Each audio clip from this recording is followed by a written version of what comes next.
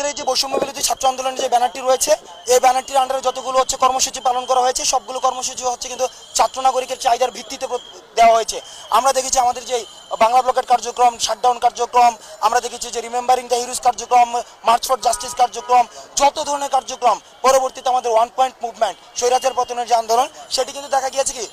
Long March যেটি ছিল 5ই August, এই লং মার্চ এগুলি কিন্তু ছাত্রদের, নাগরিকদের, সমাজের সব ক্লাসের মানুষের চাহিদার ভিত্তিতে কিন্তু দেওয়া হয়েছিল। অর্থাৎ সেই জায়গায় আমরা সমন্বয়ক যারা রয়েছি, আমরা সমন্বয়কটা শুধুমাত্র সমন্বয় করেছি। আরেকটা জিনিস যদি আপনারা দেখেন, সেখানে আমাদেরকে যখন উঠিয়ে নিয়ে যায় তখন কিন্তু যাত্রাবাড়িতে, উত্তরাতে, বাংলাদেশের বিভিন্ন জায়গায় কিন্তু সমন্বয়ক ছাড়াও কিন্তু আন্দোলন হয়েছে। অর্থাৎ এই আন্দোলনের একটি গুরুত্বপূর্ণ বিষয় হচ্ছে সমন্বয়ক থাকছে কি থাকছে না সেটা মুখ্য না, মুখ্য হচ্ছে যদি নির্যাতন হয় সেখানে নির্যাতনের বিরুদ্ধে ছাত্র নাগরিক দাঁড়িয়ে যায়।